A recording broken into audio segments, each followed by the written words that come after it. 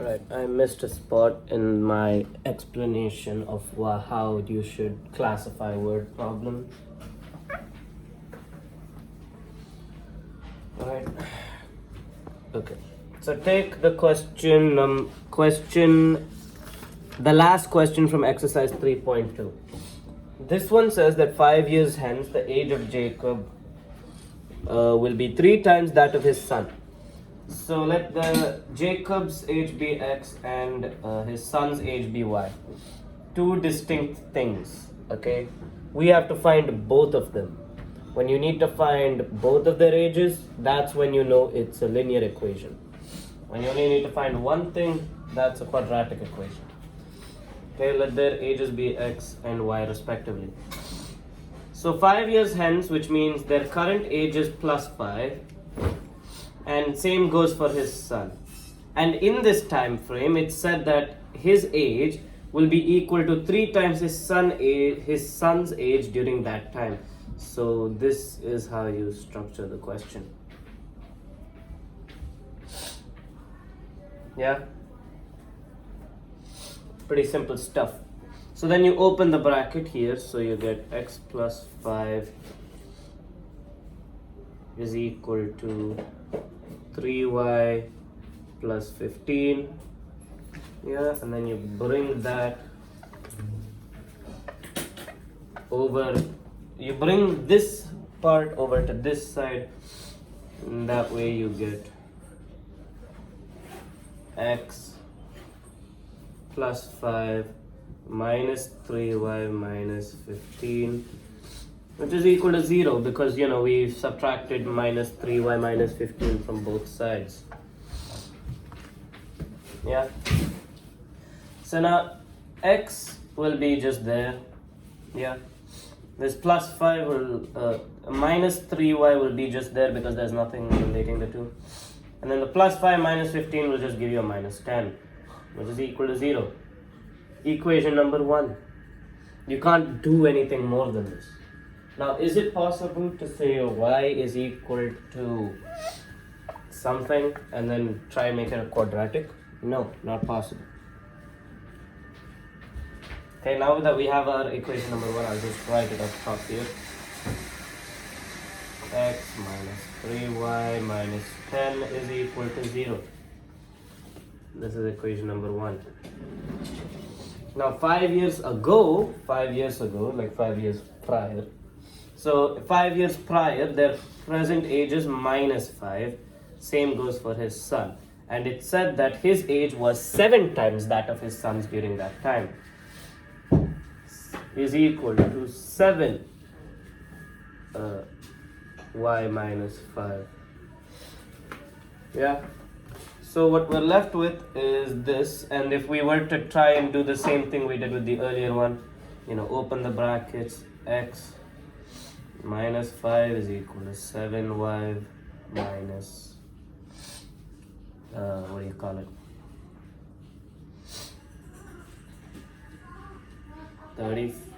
35, yeah.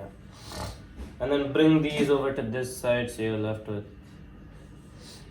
x minus 5 minus 7y plus 30. Because you bring this over to this side, it's going to become a positive, and plus 35 minus 5 is equal to, that. Oh shit, no. Yeah, we already removed this 5 here. So x minus 7y plus 30 is equal to 0. This is our equation number 2. Let me just write that up here.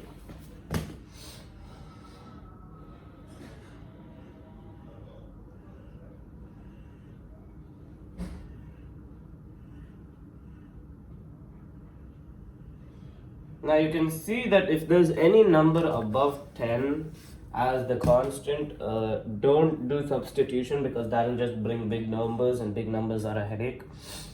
So you can see that x and x have the same coefficient, 1. So, we can just subtract the 2. So 2 minus 1, which gives us, okay, so let's just 30 minus minus 10, which gives us 40. Okay, 0 minus 0 is just 0. So 30, positive 30, minus minus 10, which gives us 40, because minus minus makes plus. Yeah. And now minus 7 minus minus 3y, which is 4y.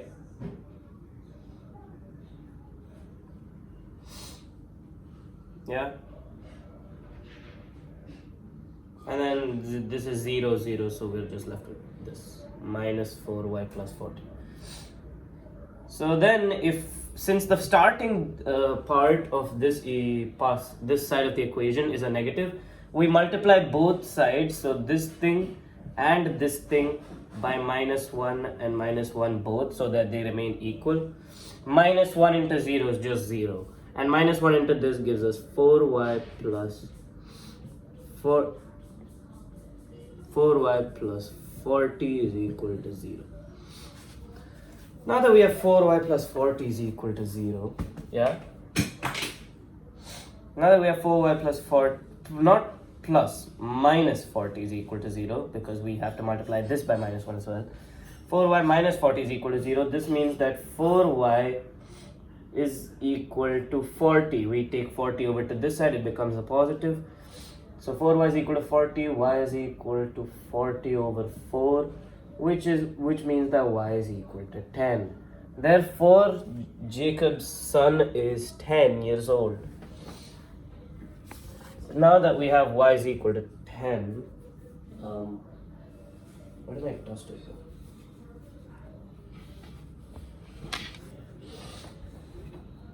Yeah.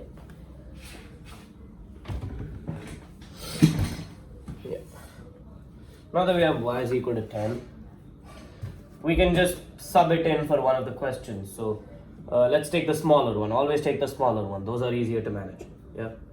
So x minus 3 into 10, because y is equal to 10, minus 10 is equal to 0. So x minus 30 minus 10 is equal to 0. X, oh wait, you can't see that, can you? Right. So what we have now is x minus 3 into 10, which is 30 minus 10 is equal to 0. X minus 40 is equal to 0. Take 40 over to that side, x is equal to 40. Jacob is 40 and his son is 10. See, in this question, the two ages are their own separate things, yeah? And there's no way you can really correlate one another, because, if you try to, 5 years hence, the age of Jacob will be 3 times that of his son. So if you try to put in a y substitution and basically put this, yeah? If you try to put in a y substitution and say that x plus 5 is equal to 3y plus 5, yeah? So you could just put x plus 5 is equal to 3y plus 15, yeah? And then x plus 5 is equal to, x plus 5 minus 15 is equal to 3y, yeah? So now you have x minus 10 is equal to 3y. And then you take 3 over to this side. You're going to be left with x minus 10 over 3 is equal to y. So then if you sub in y for the original equation over here,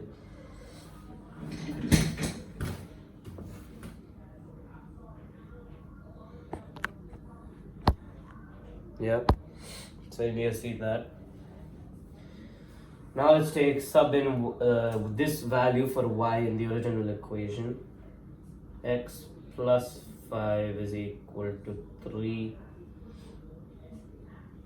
x minus 10 over 3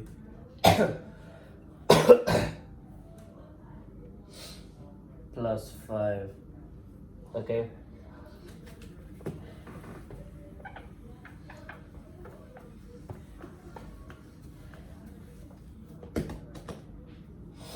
yeah. So you just multiply these two together, so 3 and 3 cancel, so you get x plus 5 is equal to this. When you multiply these two together, this 3 and this 3 cancel, but you're also going to need to multiply 3 with 15, 3 with 5. So since this 3 and this 3 cancel, you're left with x minus 10, and this give you plus 15. So you basically, in the end, you get the answer x plus 5 is equal to x plus 5. And there's not really much you can do from here. If you want to take this over to this side, the entire thing just becomes 0 equals 0. So there's no true way you can correlate the two. You don't need to do all of that in the exam just to figure out if you can correlate the two. But a simpler way is to see that there are two different formations for the two ages. Two values, one age and the other age. And there are two ways of arranging, and there are like two ways of arranging each age. So that's 4 different ways. You got 5 years hence, the age of Jacob will be 3 times that of his son. That's one value. And 5 years ago, which is the second value. So there are two different equations that you can get from this question. And as for this one, in the quadratic equations, the sum of the ages of two friends is 20 years. 4 years ago, the product of their ages in years was 48. In the original one, they said that his father's age was equivalent to 3 times his son's age, both past 5 years. That basically means that is not direct multiplication. Yeah, when you multiply both the values together, that's when you know it's a quadratic equation together. Okay, so if in a linear equation they give you x and y, yeah, there are two values. If there are two values in a question, let them be x and y. Okay?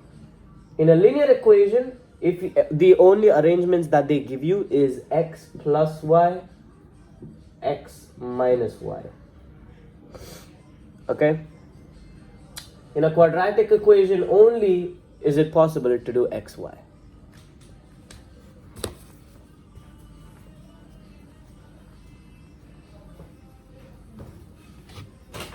Okay, I know it's getting confusing, but like stay with me, right? It'll make sense in a few minutes. Okay, let's start doing this question. So as you can see, the sum of their ages is 20. X, let the first friend's age be x and the second friend's age be y. X plus y is equal to 20. As you can see, this might feel like a linear equation, but then in the second sentence, they say you have to multiply x and y to get, what do you say? You have to multiply x and y 4 years ago. So that means in the next question, there's multiplication of both of the factors. So in one of the products will be xy. Whenever one of the products is xy, that's when you know it's a quadratic equation. But how are you supposed to do it if you don't exactly know what the second half of the age is? This is where you can sub in y. Y is equal to 20 minus x. So instead of y, the other friend's age will be 20 minus x. Okay, 20 minus x. So now let's go to the second part. 4 years ago, the product of their ages was 48. Okay, so Both of them was 4 years ago. So 4 minus x for one of them, and then 4 minus 20 minus x. Right? So if you were to open this bracket, this is minus into minus, this is minus into this, so it's 4 minus x.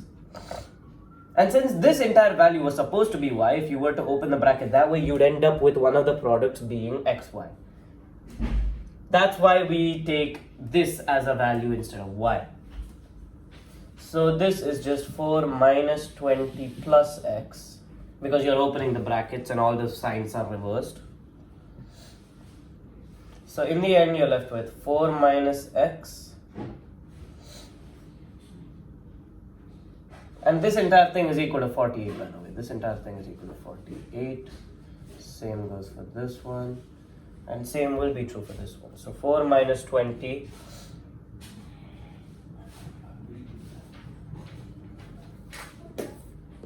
Yeah. 4 minus 20 is minus 16. So if we were to rearrange, this would be the same thing.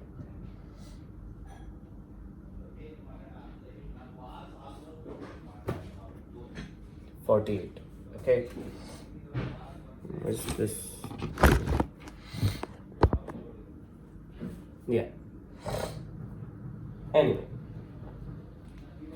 So now that we have this, let's just open up the brackets. Yeah. Now that we have this, we open up the brackets. So 4 into x, which gives us 4x. Okay. 4 into 16 or minus 16 gives us minus. Shit. No, wait, I can do this without that. 64. Minecraft for the rescue. 64. Okay. Now minus x into x gives us minus x squared. Remember, if this was y, it would be minus xy. But since we took this, we got an x squared value. Yeah. Now minus x into minus 16, which just gives us plus 16x, which in its entirety is equal to 48.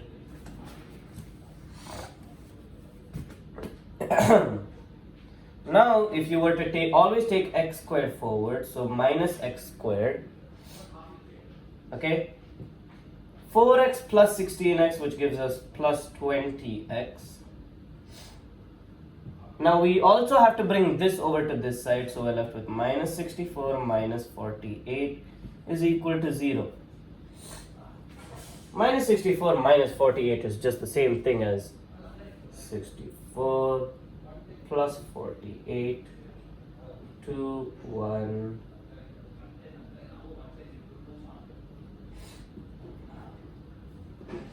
So it's minus x squared plus 20x minus 112, yeah, is equal to 0. Okay, so now that we have this, remember the first value should always be positive, and since this is 0, we can multiply both sides by minus 1. This side also multiply by minus 1. So we get x squared, because minus into minus plus, minus into positive is minus, so it's going to be minus 20x plus 112 is equal to minus 1 into 0, which is 0. Yeah.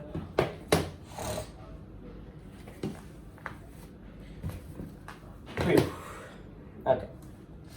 Now that we have this, yeah, we can start solving using the quadratic formula. Remember what I said. Big numbers need the quadratic formula. Smaller numbers you can do factorization. So for this, since this is a big number, we can use first we have to figure out if this is possible or not to find an x value. So b square minus 4ac. The discriminant will tell us whether it's possible or not to find the answer in the first place. Alright, so b square minus 4ac, which is just 20 minus 20 the whole square, which is 400, minus 4 into 1, 1, 2. 4 into 1 into 1, 1, 2. Minus 4 into 1 into 1, 1, 2. Huh. 1, 1, 2 into 4, which gives us 1, 1, 2 into 4, which gives us 8, 4, 4.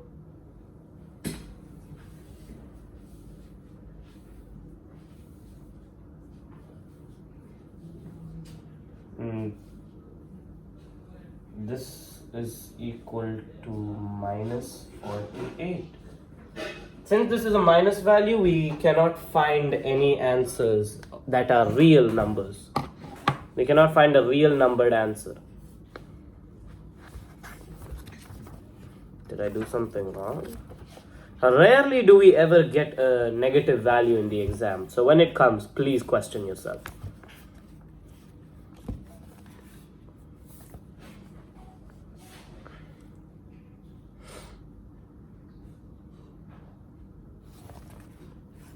No, yeah, it's not possible. Yeah,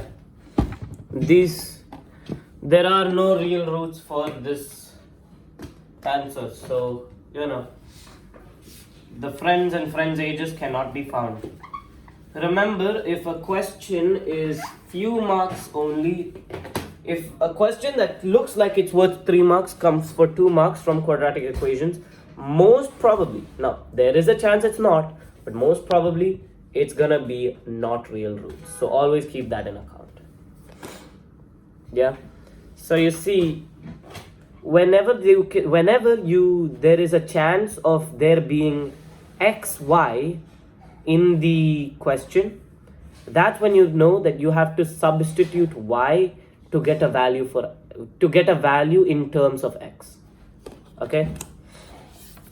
And as for the linear equations, if there's no way of getting x, y as a product, you won't even get an. That's when you know that x and y have to be separate. Yeah, I'm gonna do the what do you call it?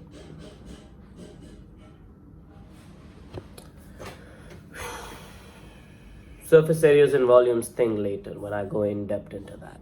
Alright, bye.